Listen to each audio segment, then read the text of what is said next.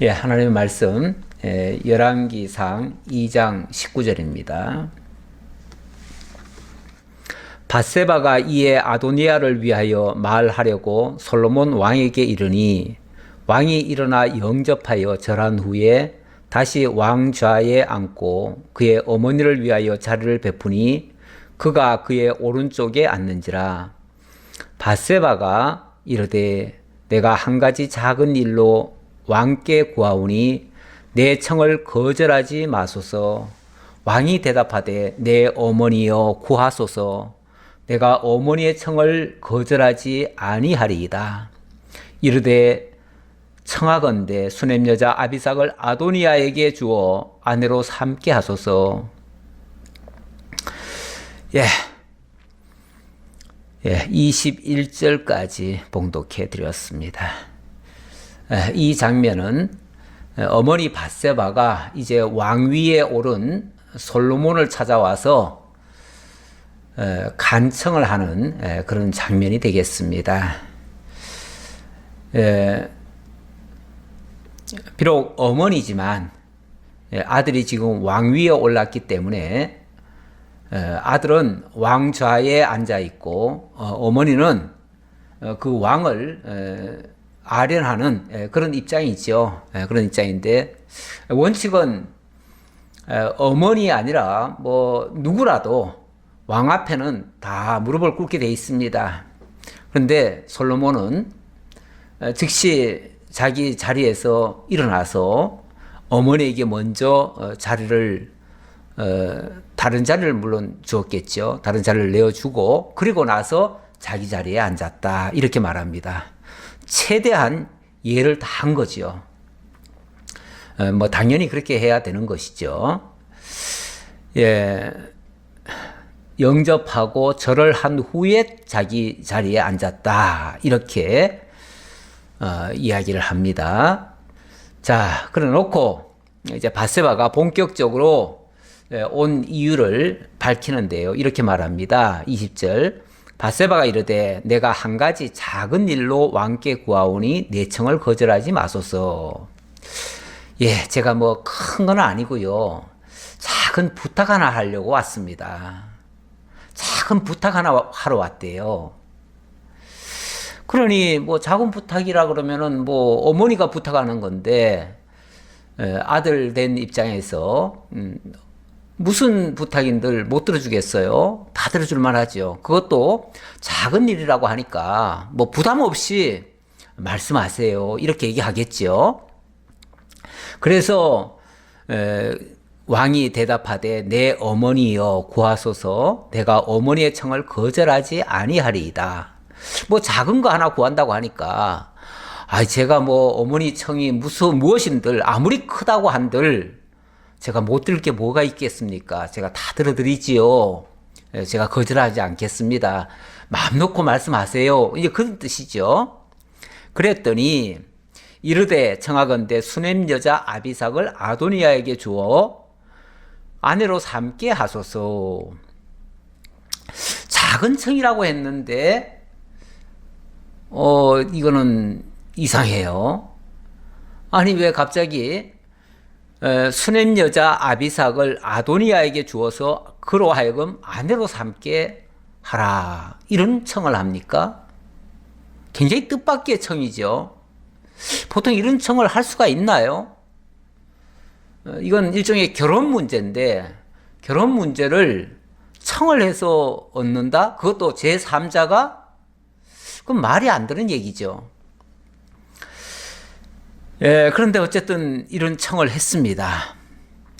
이 밧세바가 지금 이 청을 하면서 이거는 작은 일이라 이렇게 얘기를 했죠. 작은 일이라고 얘기하는 거 보니까 밧세바가 생각하기에는 이게 별거 아닌 것처럼 생각을 한 거예요. 그런데 이 이야기를 듣고 솔로몬이 어떻게 반응을 하는가?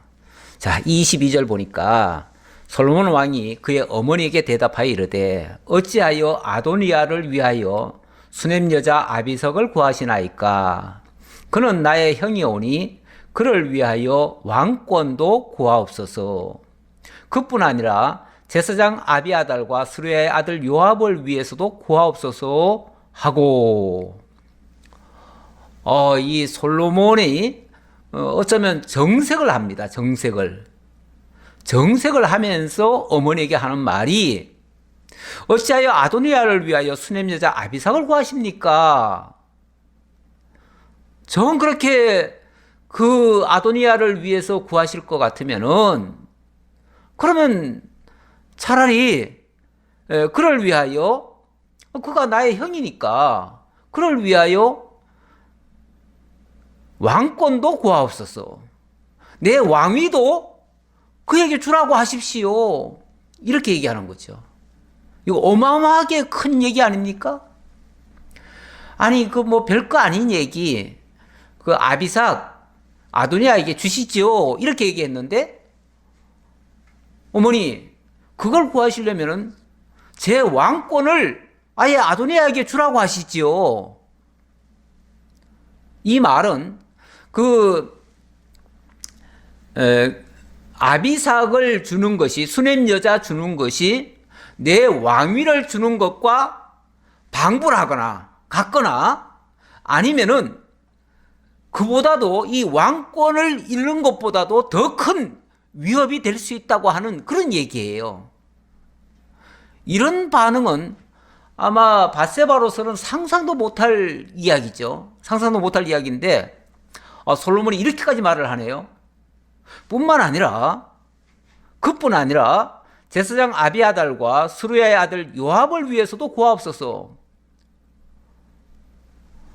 지금 어찌 보면 아도니아와 아비아달과 스루야의 아들 요압, 이 셋은 지금 함께 모의를 해가지고 반역을 일으켰습니다. 반역의 주범들이에요. 반역의 주범들이면 사실은 다 사형을 받아야 마땅합니다. 그런데 그 반역한 행위까지도 다 용서하라고 하십시오. 그거 다 없던 걸로 하시고 그거 다 정당화로 하십시오. 그 얘기잖아요. 그 말은, 그러면은 그 아도니아가 반역한 것이 정당하고 제가 왕위를 얻은 것이 잘못된 거니까 그거 다 무효로 돌리시죠. 그 얘기예요. 이거 엄청난 얘기입니다. 밧세바로서는 정말 기절초풍할 이야기죠. 솔로몬이, 아들이 어머니한테 이렇게까지 정색을 하면서 이렇게 이야기를 합니다. 그렇게 얘기하는 것은 진짜 그렇게 하라는 얘기일까요? 아니죠. 진짜 그렇게 하라는 얘기가 아니라, 지금 어머니가 아도니아를 위해서 하는 그 말씀은 제 왕위를 아도니아에게 갖다가 바치는 얘기입니다. 그걸 만약에 아도니아가 요구했다면 이거는 또 다른 반역입니다. 그 얘기죠. 이미 앞서 한 차례 반역을 했는데 그건 실패가 됐습니다. 실패됐는데 이번에 어머니를 통해서 또 반역을 하겠다는 얘기입니다. 라고 지금 얘기하는 거예요. 그렇게 되면 지난번 반역했을 때 사실 그때 다윗이 솔로몬 편을 들어가지고 솔로몬을 왕위 올리고 아도니아는 실패가 됐습니다. 그랬을 때 사실 솔로몬이 왕권을 가지고 그 반역자들을 다 처단할 수 있었습니다. 그런데 그때 아도니아가 성전에 들어가가지고 제단 뿔을 잡았습니다. 그 제단 뿔을 잡으면은 성전에는 아무나 못 들어가요. 못 들어가기 때문에 이제 거기서는 곱게 물러나도록 해야 돼요. 그래서 그때는 용서를 해줬어요. 네가 살고 싶어서 그러는 모양인데 네가 다시는 죄를 안 짓는다면 내가 용서해 주마, 이렇게 얘기한 거예요. 그래가지고 과거에 반역죄가 있었지만은 일단은 목숨은 살려두었어요. 그 대신 조건부지요. 뭐냐면 다시 죄를 짓지 않는다면 없던 일을 해주겠다, 그 얘기거든요. 그런데 이 아도니아가 지금 또 다른 반역의 모의를 한 거예요. 이거를 밧세바는 전혀 눈치를 못 챘어요. 그런데 솔로몬은 이거를 반역으로 또 규정을 한 겁니다. 아니 그런데 수냄 여자 아비삭을 아내로 달라는 것이 왜 반역입니까? 라고 의아하게 생각하실 분들이 있을 것 같아요. 이걸 이해하셔야 됩니다. 이 수냄 여자 아비삭은 누구냐 하면은 아버지 다윗이 물론 노년입니다. 노년에 뭐 자기 아내로 삼으려고 데려온 여자는 아니에요. 하지만 어쨌든 그 아버지의 몸이 너무 추워서 도저히 이 유지가 안 돼요. 이 체온 유지가 안 돼요. 그래서 피가 펄펄 끓어오르는 그런 젊은 동녀를 하나 구해왔습니다.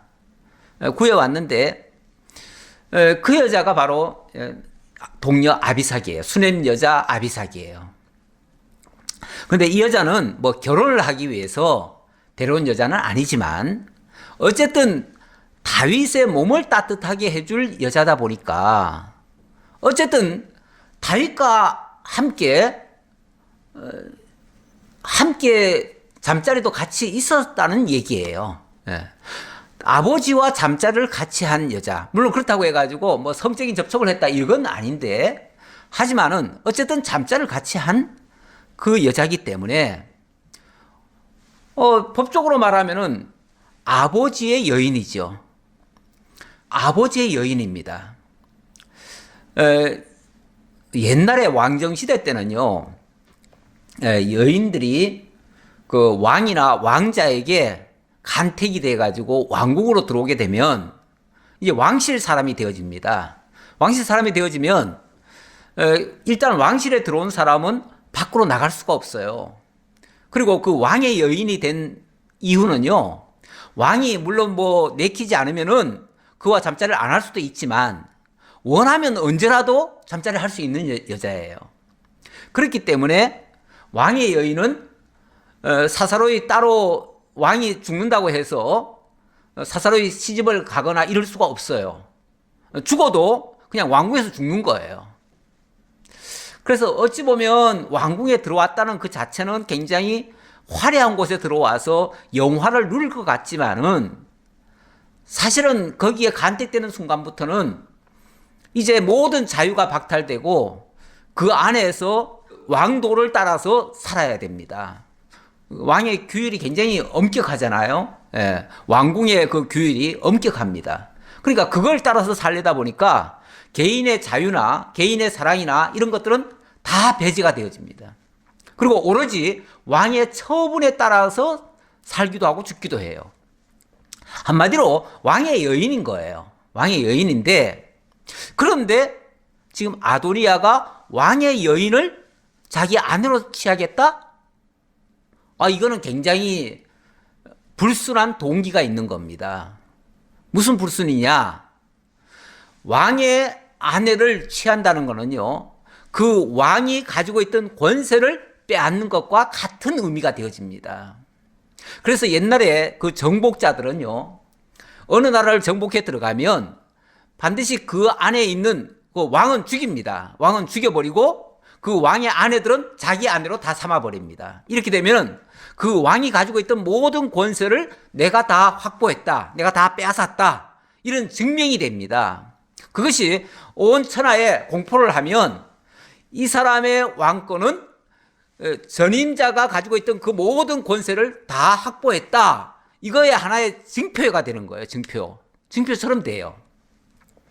그래서 노골적으로 그 선왕의 그 여인들을 가로채는 경우가 있어요. 지난번에 왜 압살롬이 그 아버지를 내쫓고 왕궁에 들어왔잖아요. 들어왔을 때 그때 그 선왕의 권세를 내가 차지했다라는 증표로서 왕궁에 남겨져 있던 후궁 10명을 강제로 백주에 대낮에 겁탈을 한 경우가 있었습니다. 그것도 일종의 모든 백성들 보는 앞에서 공식적으로 내가 이 여인들을 내 아내로 취했다, 따라서 선왕의 권세는 내 거다라는 것을 어찌 보면 선포한 형식이에요. 아주 뭐 옛날에 미개했을 때에 가졌던 그런 일종의 전통 같은 거예요. 이건 무지막지한 세상에서 있었던 일입니다. 이게 원래 하나님의 나라에서는 있을 수 없는 일입니다. 없는 일인데 세상 그 포갑 정치를 하는 사람들, 그런 사람들은 이런 식으로도 합니다. 하는데 가장 나쁜 방법이죠. 근데 이거를 그런 의미를 이 아도니아가 가지고 어찌 보면 침투에 들어온 거예요. 그래서 선왕의 여인을 내가 취함으로써 선왕의 권세가 사실은 내 거였다라는 것을 대내외에 공포하기 위해서 이런 무모한 짓을 하는 거예요. 이런 의도가 전혀 없었다고 말할 수가 없습니다. 왜냐하면 그 아도니아가 밧세바에게 한 말이 있잖아요. 뭐라고 얘기했습니까? 예. 그 15절에 보면 이런 말을 해요. 이건 아도니아의 말인데요. 그가 이르되 당신도 아시는 바이거니와 이 왕위는 내 것이었고 온 이스라엘은 다 얼굴을 내게로 향하여 왕으로 삼으려 하였는데 그 왕권이 돌아가 내 아우의 것이 되었음은, 이렇게 말하잖아요. 다시 말하면은 어머니도 아시다시피, 밧세바 어머니도 아시다시피 원래 이 왕위가 원래 제 거 아닙니까? 제 거였고, 그리고 모든 백성들도 다 저를 추대하지 않았습니까? 그래서 제가 잠깐 왕이 되지 않았습니까? 그런데 어쩌다가 내 왕권이 그냥 저 솔로몬에게 간 거 아닙니까?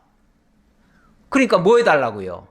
그 대신 내가 선왕이 데리고 있던 그 동료 아비삭을 저한테 주시면은 제가 그걸로 그냥 다 인정하고 깨끗이 양보하겠습니다. 뭐 이런 식의 지금 표현이잖아요.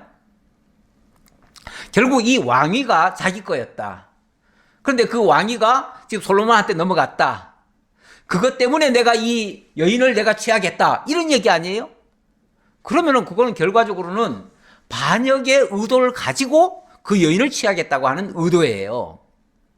이거를 어찌 보면 약간 판단력이 부족했던 밧세바는 미처 깨닫지를 못했어요. 하지만 솔로몬은 얼마나 지혜로운 사람입니까? 정말 한 말을 들으면은 10가지를 다 알 수 있는 사람인데요. 이 솔로몬이 딱 봤을 때는 이거는 반역이다. 반역의 의도를 가지고 한 말이다. 이렇게 바로 판단을 했지요. 그래서 이렇게 결정을 합니다. 23절. 여호와를 두고 맹세하여 이르되 아도니아가 이런 말을 하였은즉 그의 생명을 잃지 아니하면 하나님은 내게 벌 위에 벌을 내리심이 마땅하니이다. 아도니아가 이 말을 했다는 것은 이거는 결국 반역이니까, 만약에 이런 반역을 내가 알면서도 그냥 방치한다면 하나님이 내게 벌을 내리시고 그 벌 위에 또 벌을 내리셔도 내가 할 말 없습니다. 그 말이죠. 사실 이걸 용납하면요, 이 죄를 용납하면요, 그 다음 단계는요, 바로 솔로몬의 멱살을 잡고 내가 왕권을 가지고 있어, 내가 정당해 라고 그 다음부터는 또 나올 거예요. 그러니까 그 화는요 어마어마하게 이제 앞으로 클 겁니다. 그래서 이거는 정말 죽을 죄를 진 거다 그 말이에요. 그래서 이거는 벌을 하지 않을 수가 없다 그 말이에요. 벌을 하지 않는다면, 그 죄에 대한 응징을 하지 않는다면 그 후과가 너무너무 클 것이다 그 말이에요. 그래서 이렇게 말한 이상 아도니아는 생명을 유지할 수 없다. 죽어야 된다 그 얘기죠. 그러므로 이제 나를 세워 내 아버지 다윗의 왕위에 오르게 하시고 허락하신 말씀대로 나를 위하여 집을 세우신 여호와께서 살아계심을 두고 맹세하노니 아도니아는 오늘 죽임을 당하리라 하고 여호야다의 아들 브나야를 보내매 그가 아도니아를 쳐서 죽였더라. 이걸 만약에 용납한다면 정말 그 후과가 너무너무 클 거기 때문에 이건 용서할 수가 없다는 거죠. 그래서 그 즉시 하나님의 이름으로 그를 응징한 겁니다. 그래서 명령을 내리니까 여호야다의 아들 브나야, 이 브나야가 이 제사장의 아들이죠. 제사장의 아들 브나야가 아도니야를 쳐서 죽였더라. 이 제사장의 아들, 뭐 다 제사장이죠. 그 제사장들은 원래 성전 안까지 들어갑니다. 들어가는데 만약에 성전 안으로 도망을 쳤더라 할지라도 끌어내서라도 죽일 수 있는 그런 위치에 있는 사람이죠.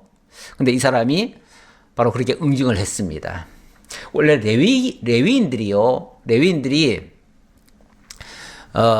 그 창세기에도 보면 레위인들이 살육하는 기계로다 이런 표현이 있습니다. 레위인들이 주로 하는 일이 소 잡고 양 잡아 가지고 제사 드릴 때에 그 희생을 담당을 합니다. 희생을 담당하는데 어찌 보면 이 아도니야도 결국은 그 희생이 된 거죠. 그렇게 해서 이 제사장에 의해서 죽임을 당한 것이죠.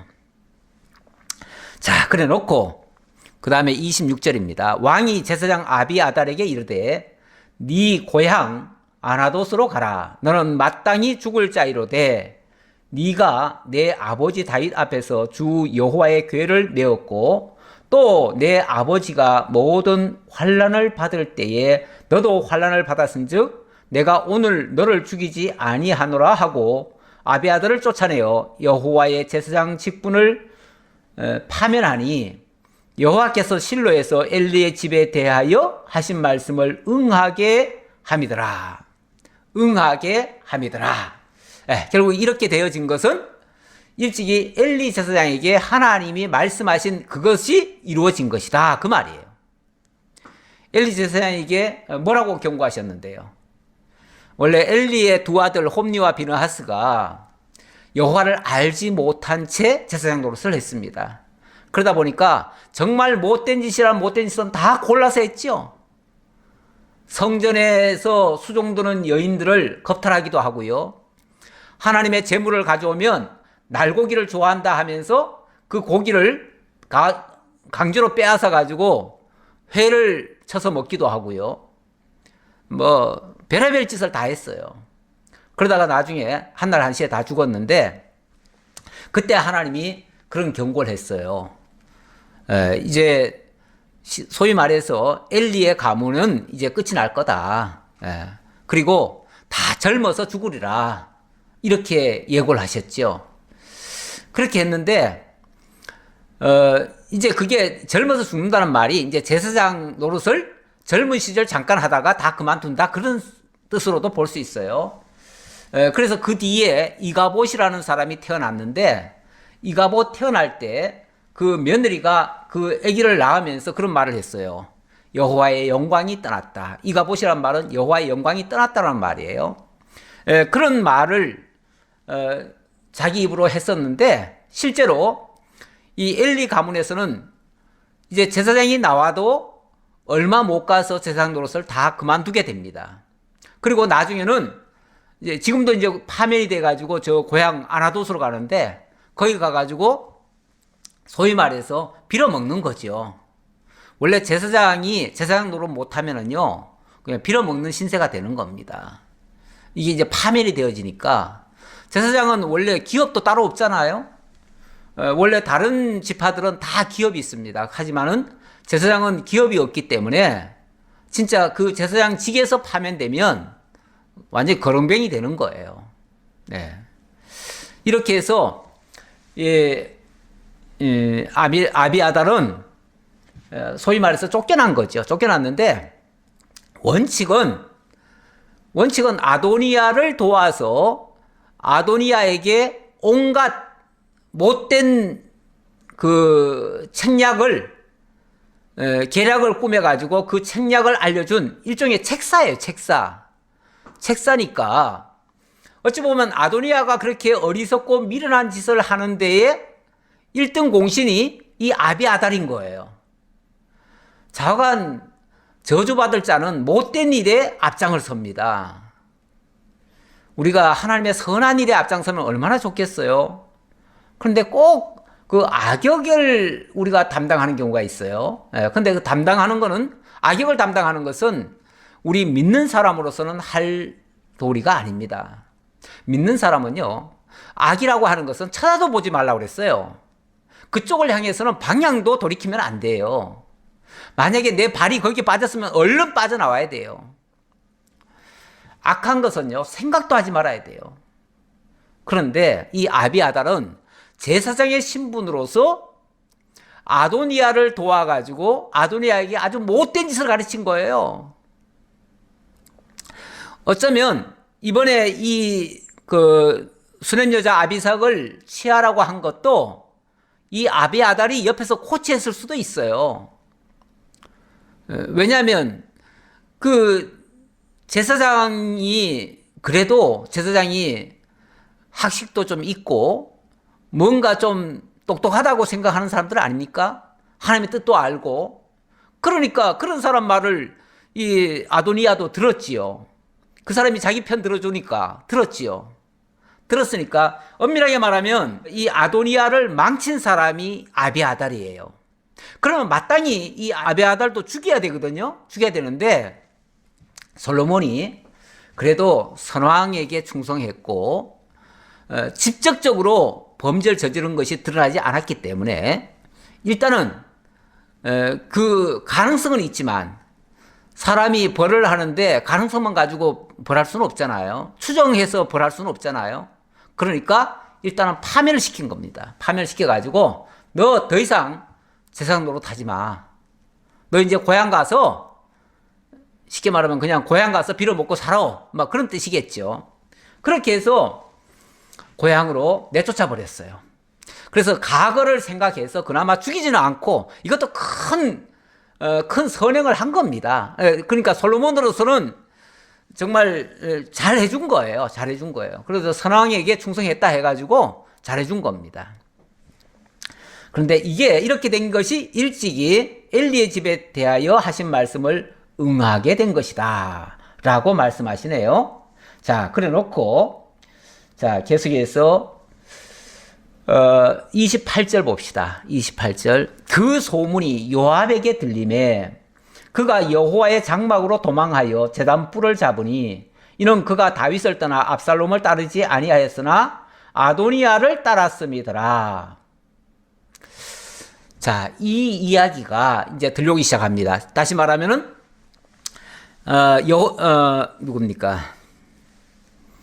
아도니아 왕자가 죽었고요. 자, 제사장 아비아달이 쫓겨났습니다. 이 얘기를 들으니까 이제 피바람이 부는구나. 드디어 숙청이 시작됐구나. 이렇게 판단을 한 거예요. 요압이. 그래서 지레 겁을 먹고 뭘 한 거예요? 도망을 갔어요. 어디로 도망을 갔냐면은 여호와의 장막으로 도망을 가서 제단불을 붙잡았대요. 지난번에 왜 아도니아가 범죄했을 때 반역을 하고 나중에 이제 실패가 됐을 때 제단으로 도망가가지고 제단불을 잡으니까 성전으로 도망가서 제단불을 잡으니까 솔로몬이 용서해 준 적이 있잖아요. 그러니까 아마 이 요압도 나도 제단불을 가서 잡으면은 용서해 주겠거니라고 생각을 한 거예요. 근데 이것도 착각입니다. 큰 착각이에요. 지금은 가만히 있어야 돼요. 지금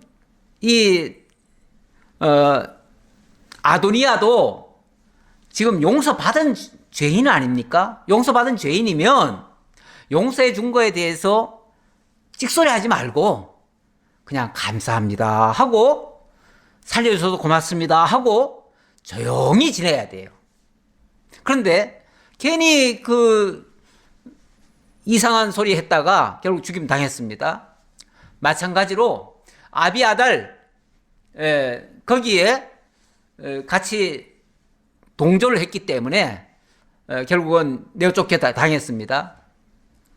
만약에 요압이 지난번에 진정으로 용서해 준 거에 대해서 고맙게 생각하고 이제 나는 자숙해야 되겠다 생각하면요, 아비아달이나 아도니아 곁에는 얼씬도 하지 말고 그리고 아예 멀찌감치 떨어져 가지고 저 낙향을 했든지 그렇게 해서 조용히 살았으면요, 더 이상 후환이 없을 거예요. 그런데 아도니아가 여전히 건재하다 생각하고 언젠가는 아도니아가 왕이 될 거다라고 생각을 했는지 그 곁에 있었던 것 같아요. 그러다가 숙청바람이 부니까 그제서야 아이쿠 이렇게 있다가는 죽겠구나, 다음 순서는 내가 죽겠구나 라고 싶으니까 살겠다라고 제단불을 잡은 거예요. 하지만 이거는 큰 잘못된 판단입니다. 가만히 있으면요 안 죽여요. 솔로몬이 안 죽일 건데 지금 쉽게 말하면 겁이 나가지고 행동을 한 거 아닙니까? 그리고 살겠다고 지금 도망간 거 아닙니까? 그거는 자기 죄를, 자기의 지금 심령 상태를 다 드러내 보인 거예요. 가만히 있으면요 이번 사건과는, 그러니까 처음에는 잘못했지만 반역에 참여했지만 1차 반역에는 참여했지만 2차 반역에는 참가하지 않았을 거라고 생각할 수 있는데 같이 움직이면요 같이 참여한 걸로 판정이 돼버려요. 그렇지 않겠어요? 지금 아도니아가 지금 이상한 생각을 하면서 이런 공작을 했기 때문에 죽임당했고, 아비아달도 거기에 동조를 했다 해가지고 지금 내쫓겼습니다. 그런데 만약에 그것과 무관하다면은 왜 요압이 움직입니까? 요압이 움직이지 말아야지요. 근데 요압이 움직인다고 하는 것은 거기에 동조했다는 하나의 증거예요. 그러니까, 그래서 죽을까봐, 자기 죄를 아니까 죽을까봐 도망간 거 아니겠어요? 그러니까 어떤 사람이 보고를 했습니다. 어떤 사람이 솔로몬 왕에게 아뢰되 요압이 여호와의 장막으로 도망하여 제단 곁에 있나이다. 솔로몬이 여호야다의 아들 브나야를 보내며 이르되 너는 가서 그를 치라. 도망 안 갔으면은 아마 이런 명령도 안 하고 이런 보고도 안 갔을 거예요. 근데 도망을 했기 때문에 이놈들이 같이 움직이는구나. 같이 움직인다면 같이 모의하고 같이 작당을 했다는 얘기니까 너는 그 죄의 값을 물어라 그 말이죠. 네가 가서 그 죄값을 물어라. 그 죄값을 묻는다는 거는 결국 그 죄값에 따라서 응징을 하라 그 얘기예요. 죽이라는 얘기예요. 자, 그 명령이 떨어지자 브나야가 여호와의 장막에 이르러 그에게 이르되 왕께서 나오라 하시느니라. 그가 대답하되 아니라 내가 여기서 죽겠노라. 브나야가 돌아가서 왕께 아뢰어 이르되 요압이 이리 내게 대답하더이다. 자, 1차적으로는 이 브나야가 그렇게 얘기를 했습니다. 왕께서 당신 나오라고 합니다. 나오라고 합니다 하면은 일단은 왕이 보자는 얘기 아니에요? 왕이 보자는 얘기니까 일단은 그러면 나와야지요. 나와야 되는데 나오질 않고 나는 여기서 죽겠노라 이렇게 얘기를 합니다. 여기서 죽겠노라. 나 안 나갑니다. 나 여기서 그냥 죽을랍니다. 이렇게 얘기하는 거예요. 이것도 1차적으로 벌써 솔로몬 왕을 거부한 얘기예요. 솔로몬 왕의 명령을 거부한 얘기예요. 그러니까 브나야가 다시 솔로몬한테 가서 또 보고를 합니다. 왕이시여, 제가 그냥 나오라고 했는데 왕께서 부르니까 나오라 했는데 거기서 죽겠답니다. 어떻게 할까요? 이렇게 얘기하는 거죠. 그러니까 솔로몬이 거기서 죽겠다고? 그러면 거기서 죽여줘. 이렇게 말하는 거죠. 거기서 죽겠다면 거기서 죽여줘. 원칙은 제단불을 잡으면은 살려주는 것이 일종의 전통처럼 돼 있었습니다. 하지만 제단불이라고 해가지고 무조건 살려주는 게 아니고요. 죄인은 살려줄 수가 없지요. 물론 제단불 그 안에서는 죽일 수도 없지요 또. 그러니까 이제 끌어내라고 하는데 일단 제사장이기 때문에 그 제단불까지 갈 수가 있어요. 그리고 끌어낼 수도 있어요. 그래서 왕에게 보고한 다음에 직접 제단 안으로 들어갑니다. 그래서 왕이 이르되 그의 말과 같이 하여 그를 죽여 묻으라. 요압이 까닭 없이 흘린 피를 나와 내 아버지의 집에서 네가 제하리라. 요압이 까닭 없이 흘린 까닭 없이 흘린 피가 있다. 이렇게 얘기를 하네요. 그러니까 죄값이, 이번 죄값도 있지만 이번 죄값은 그동안 용서해줬던 것을 더 이상 용서가 취소된 거죠. 용서가 취소된 거예요. 그러다 보니까 지금까지 용서해줬던 게 취소가 되면 과거의 죄도 덜 먹이는 겁니다. 원래가 그렇습니다. 왜 나라에서 무슨 일이 있을 때 중대한 범죄를 저질렀는데 그대로 처벌을 다 하면은 정말 죽어야 됩니다. 죽어야 되는데 사면령을 내리는 경우가 있어요. 사면령을 내리거나 아니면 집행유예를 하는 경우가 있어요. 집행유예를 한다는 것은 죄가 없다는 게 아니고 죄는 그대로 있는데 다만 그 죄에 대한 처벌은 유예를 시키겠다 그 말이죠. 유예를 시키겠다. 그런데 유예했을 때에 만약에 그 조건이 있어요. 유예를 했을 때는 만약에 똑같은 짓을 아니면은 또 다른 죄를 또 저지르면 과거의 죄에다가 플러스가 돼요. 과거의 죄는 없던 걸로 치는 게 아니고 과거의 죄를 유예시켰기 때문에 과거의 죄를 다시 끌어내요. 그래가지고 과거 죄와 지금 짓는 죄를 그동안 용서해줬던 것까지 다 더하기를 해요. 더하기를 해가지고 응징을 해버리면 그때는 진짜 죽는 거죠. 용서해줬다고 무조건 고맙게만 생각할 게 아니라 용서를 받았으면 집행유예 기간인데요. 집행유예 기간에 다시 그 죄를 지면 안 되는 거죠. 근데 용서받았으니까 이제 또 지어도 괜찮다? 그럼 또 용서해 줄 거니까? 그런 게 어디 있습니까? 세상에 그런 법은 없어요. 그런데 우리 예수 믿는 사람들이 그런 식으로 생각을 하는 경향이 많아요. 무슨 죄를 짓든 간에 앞으로도 어떤 죄를 짓든 간에 다 용서해 줄 거야. 그러니까 마음 놓고 또 지어도 돼. 과거 죄를 하나님이 용서해 준다고 했지 언제 앞으로 계속 막 지어도 된다고 했습니까? 그건 아니죠. 지금 집행유예 기간이라고 생각하시면 됩니다.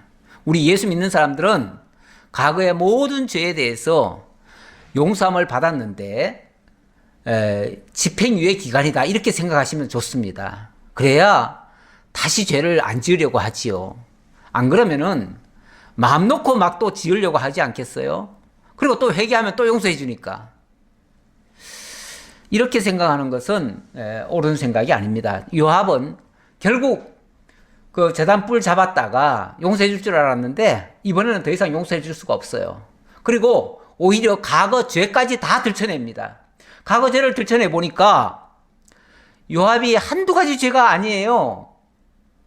아버지 다윗을 위해서 충성도 많이 했지만은 또 한편으로는 다윗을 가장 힘들게 만들었던 사람이기도 해요. 다윗과 어떨 때는 맞짱도 떴잖아요. 그러다 보니까 다윗이 나중에는 얼마나 힘이 들었는지 내가 저 수레의 아들들 제어하기가 너무 힘들다. 나는 힘이 약하고 저 수레의 아들들은 너무 기고만장하고 그러니 내가 저들을 제어를 할 수가 없구나. 제어하지 못한 일들이 몇 가지가 있었죠. 그 사울의 군장이었던 사람과 또 압살롬의 군장이었던 사람 다윗이 죽이지 말라고 했죠. 근데 그들을 다 죽였습니다. 뿐만 아니라 압살롬도 그 아들 압살롬도 죽이지 말라고 그랬어요. 다윗이 죽이지 말고 좀 불쌍히 여겨라 이렇게 얘기했는데 결국은 그 압살롬도 죽였잖아요. 그러다 보니까 다윗이 하지 말라고 한 일을 몇 번이나 지금 거슬려 가지고 죽였어요. 그들이 항복하고 돌아왔을 때는요 다윗에게 충성하기로 맹세하고 온 사람들이에요. 그런데 그들을 죽였어요. 물론 과거 죄는 반역을 했으니까 그리고 적의 편에 있었으니까 괘씸하지요. 하지만 정말 잘못을 시인하고 나라를 다윗에게 바치기 위해서 온 사람들까지 죽여버렸단 말이에요. 이거는 정말 잘못한 거죠.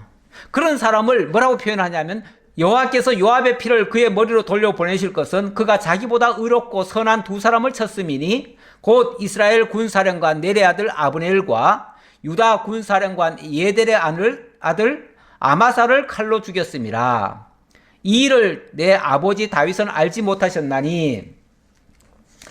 이 일을 아버지 다윗은 알지 못했다는 말은 그 내용을 몰랐다는 얘기가 아니라 이 요압이 그들을 죽일 때에 다윗이 허락하지 않았었다 그 말이죠. 허락하지 않았고 죽는 그 순간까지도 다윗은 사실은 몰랐어요. 죽은 다음에 알았죠. 분명히 다윗은 죽이지 말라고 했는데도 죽였다 그 말이에요. 그래서 몰랐다. 그래서 다윗에게는 그 죄가 없다. 근데 이건 전적으로 요압의 죄였다라고, 요압이 쉽게 말하면 왕도 속이고 그 두 사람들도 속여가면서 죽였어요. 그것도 죽일 때 아주 비겁하게 죽였습니다. 사람이 전쟁을 하다가요, 어쩔 수 없이 사람을 죽입니다. 전쟁을 하기 위해서 적을 안 죽이면 내가 죽기 때문에 어쩔 수 없이 죽이는 게 있어요. 그거는 정당한 자기 방어예요. 그리고 공격이에요. 그거는 정당한 거예요. 하지만은 상대를 속이고 다른 사람들을 아주 곤란하게 해가면서까지 자기 전공을 올리기 위해서 하는 짓, 야비한 방식으로 하는 거, 그런 거는 그건 죄가 됩니다. 그건 죄가 되는 거예요. 근데 요압이 바로 그런 식으로 했다. 어떤 면에서 요압은 충성도 많이 했지만 때에 따라서는 수단 방법 안 가리고 일처를 한 사람이에요. 그런 것이 하나님 보시기에는 옳지 않았다 그 얘기예요. 그래서 그들의 피는 영영이 요압의 머리와 그의 자손의 머리로 돌아갈지라도 다윗과 그의 자손과 그의 집과 그의 왕위에는 여호와께로 말미암는 평강이 영원히 있으리라. 여기에 이 죄에 대해서는 다윗과 다윗의 그 자손, 다시 말하면 이 솔로몬에게는 그 죄값이 없다 그 얘기죠. 이거는 전적으로 그들의 잘못에 의해서 죽는 거다. 우리가 얼른 생각하면은 요압은 나라의 충신이었는데 그 한때 잠깐 실수했다고 그걸 무자비하게 솔로몬이 죽이라고 하느냐? 그러면 솔로몬 나쁜 거 아니냐? 이렇게 말할 수 있는데 그렇지 않다 그 말이에요. 솔로몬의 이 법 집행은 아주 정당한 것이고 그 요압의 그 형벌은 마땅한 것이다 그 얘기예요. 자, 그 다음 34절. 자, 이렇게 명령이 떨어지니까 여호야다의 아들 브나야가 곧 올라가서 그를 쳐 죽이매 그가 광야에 있는 자기의 집에 매장되니라. 죽여서 매장시키라고 하니까 일단 브나야가 제단까지 가가지고 그를 쳐 죽였습니다. 그리고는 그를 데려다가 고향 집 그래도 근처에 가서 선조의 묘실에다가 장사를 지내준 것 같아요. 그래도 죽은 다음에는 예를 갖춰준 거죠.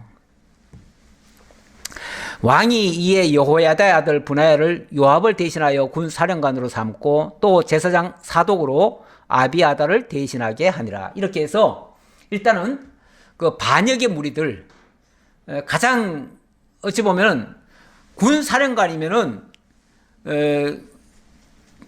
뭡니까? 이 칼을 쥔 자 아닙니까? 한 나라의 군사력을 지휘하는 사람 아닙니까? 그런 사람을 제거를 했어요.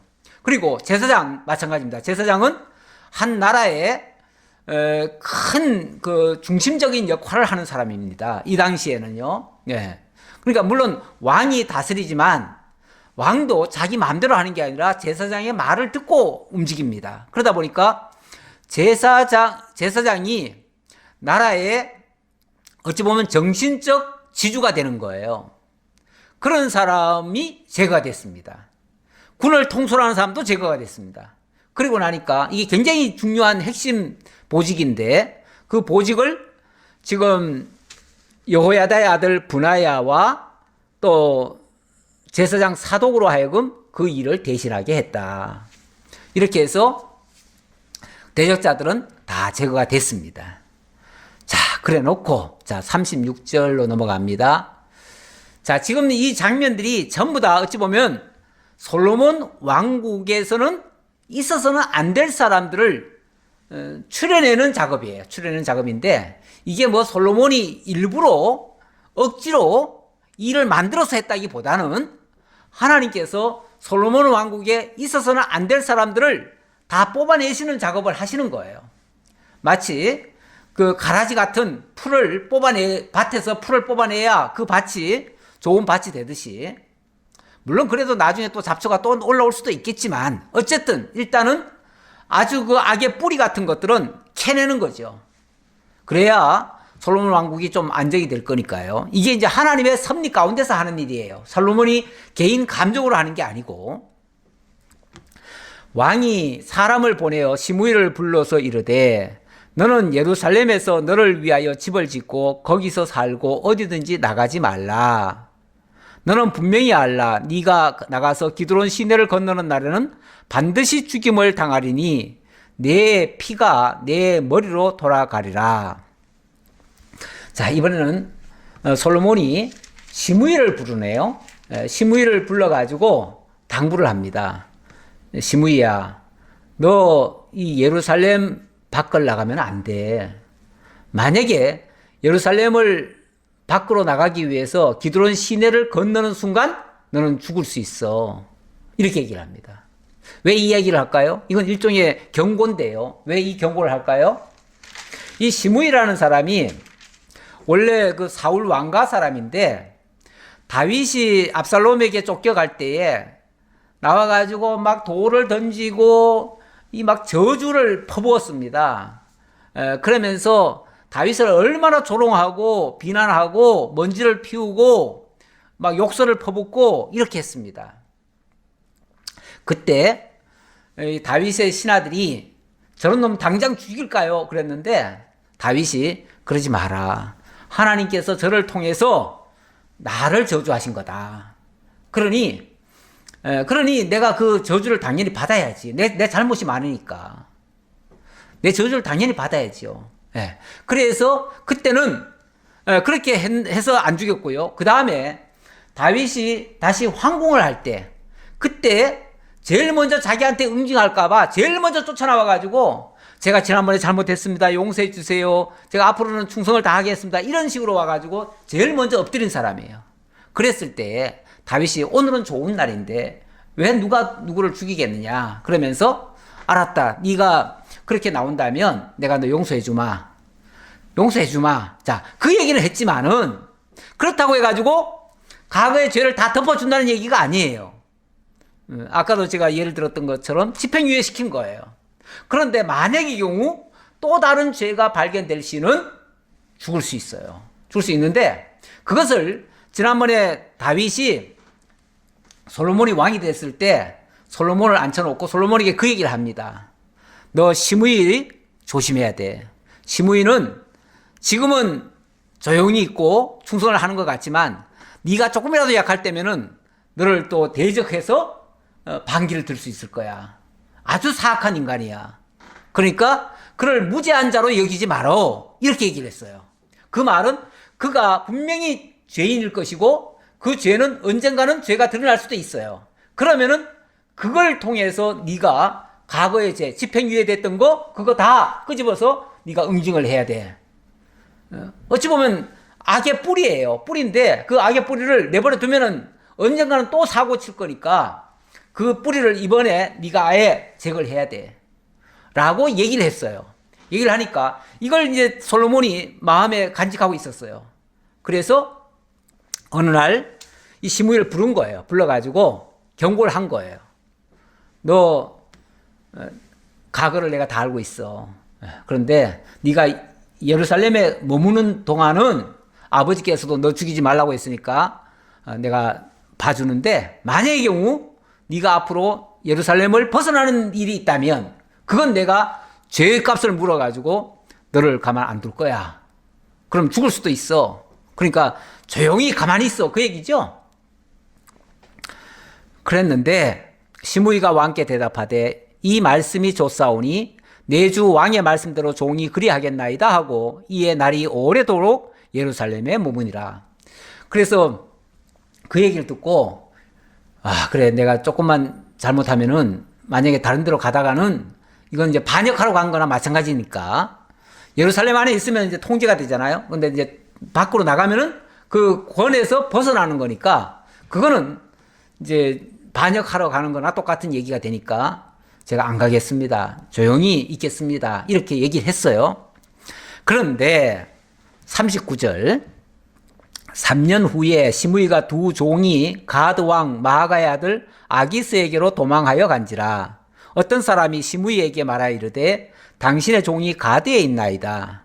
시므이가 그 종을 찾으려고 일어나 그의 나귀의 안장을 지우고 가드로 가서 아기스에게 나아가 그의 종을 가드에서 데려왔더니 아이쿠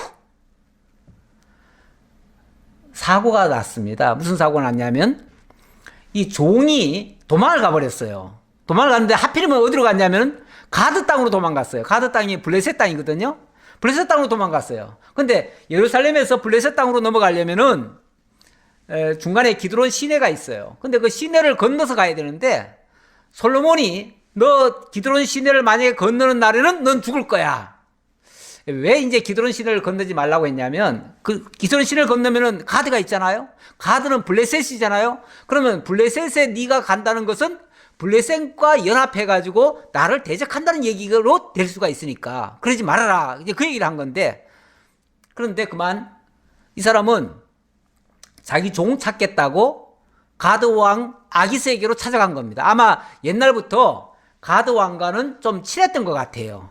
그러니까 종이 도망갔다니까 그래 그럼 가가지고 내가 찾아와야지. 아기스 왕 만나가지고 그 내 종 내놔라 그러면 내줄 거 아니에요? 그래서 그 종 찾겠다고 가버린 거예요. 그런데 이 사실이 솔로몬에게 보고가 됐습니다. 시므이가 예루살렘에서부터 가드에 갔다가 돌아온 일을 어떤 사람이 솔로몬에게 말한지라. 왕이 사람을 보내어 시므이를 불러서 이르되 내가 너에게 여호와를 두고 맹세하게 하고 경고하여 이르기를 너는 분명히 알라. 네가 밖으로 나가서 어디든지 가는 날에는 죽임을 당하리라 하지 아니하였느냐. 너도 내게 말하기를 내가 들은 말씀이 좋으니이다 하였거늘 네가 어찌하여 여호와를 두고 맹세와 내가 네게 이런 명령을 지키지 아니하였느냐. 그래서 이제 호통을 친 거예요. 너 왜 나하고 약속한 거 왜 안 지켜? 그리고 너 그 약속은 여호와 앞에서 맹세한 거 아니야? 이렇게 이제 다그친 거죠. 자, 그리고 왕이 또 시므아에게 이르되 네가 네 마음으로 아는 모든 악 곧 내 아버지에게 행한 바를 네가 스스로 아나니 여호와께서 네 악을 네 머리로 돌려보내시리라.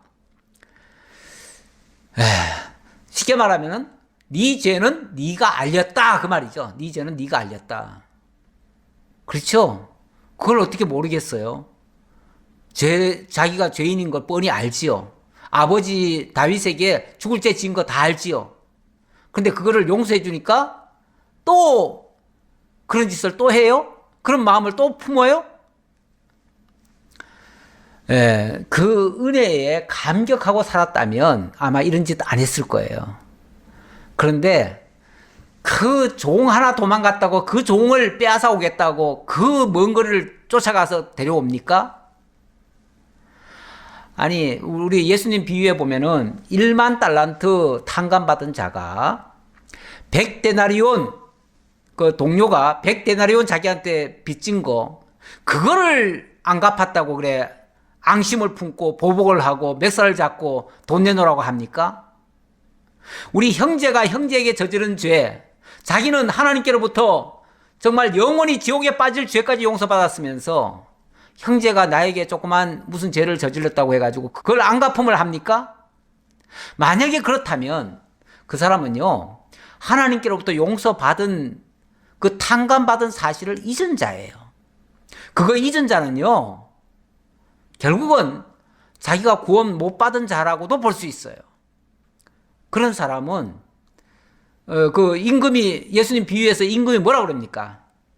네가 그 형제의 그 작은 100데나리온도 용서 못 한다면 너는 내게 빚진 거 1만 달란트 그거 다 갚기 전에는 옥에서 나오지 못하리라 하고 옥에 쳐넣어버리잖아요. 예. 형제 죄를 용서할 줄 모르는 사람, 그거는 정말 우리가 하나님께 용서받은 사실을 모르는 자입니다. 잊은 자입니다. 예. 그래서 우리가 하나님께로부터 용서받았다고 하는 증표는 뭐냐면요, 형제를 사랑하는 겁니다. 같은 성도를 사랑하는 겁니다. 교회를 사랑하는 겁니다. 같은 성도를 미워하는 거 아닙니다. 어떤 경우에도 이유 불문입니다. 누가 뭐 내게 이렇게 했기 때문에 내가 이거는 도저히 용서할 수 없어. 도저히 용서 못 하신다면, 그게 도저히 용서가 안 된다면 나도 하나님께로부터 용서받은 일이 없는 거예요. 그랬으니까 용서를 못 하지요. 내가 용서를 받았는데 어떻게 형제 죄를 용서 못 합니까? 있을 수가 없습니다. 지금 결국은 시므이는 그 도망간 거, 그거 하나 용서 못 해줘가지고 자기가 용서받은, 탕감받은 것이 무효된 거예요. 그리고 그 집행유예 됐던 거 집행당하는 거예요. 그래서 죽는 거예요. 그러니까 이거는 솔로몬의 잘못이 아니에요. 솔로몬이 너무했다 이게 아니에요.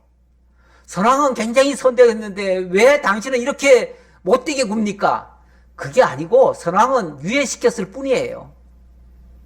그리고 선왕도 분명히 죄가 없다고 생각하지 말아라, 그는 악인이라는 것을 잊지 말아라 라고 알려줬어요. 예.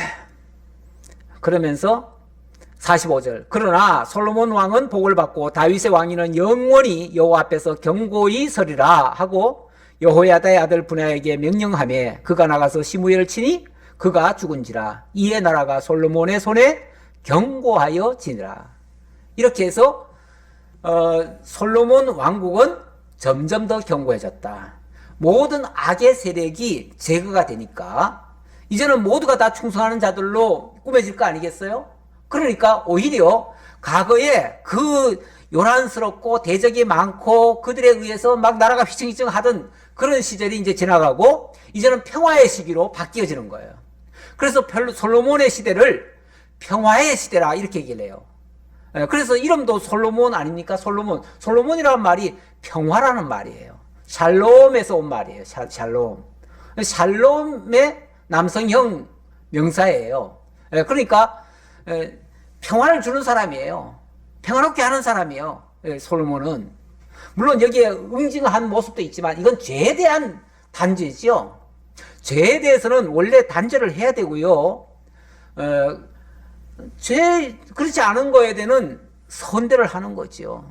다윗은 이렇게 해서 정말 평화의 왕으로서 전쟁 없이 평화롭게 나라를 부강하게 만들어 갔습니다. 기도하겠습니다. 아버지 하나님 감사합니다. 우리 하나님께서 이루시는 역사들은 허투루 하시는 것이 없습니다. 그리고 다 말씀하시고 말씀대로 이루어지시는 내용들입니다. 오늘 응징받은 모든 자들, 일찍이 다윗에게 반역하고 정말 하나님 무서운 줄 모르고 그렇게 반역에 앞장섰던 무리들이 하나씩 다 제거가 되는 장면을 보았습니다. 이 모든 섭리가 하나님의 특별한 섭리 가운데서 이루어졌음을 저희들은 깨닫게 됩니다. 아버지 하나님, 내가 응징하는 것이 아니고 하나님께서 제할 자들은 다 제해 주시고 그리고 하나님이 선한 뜻으로 역사를 이루어 가신다는 사실도 깨닫습니다.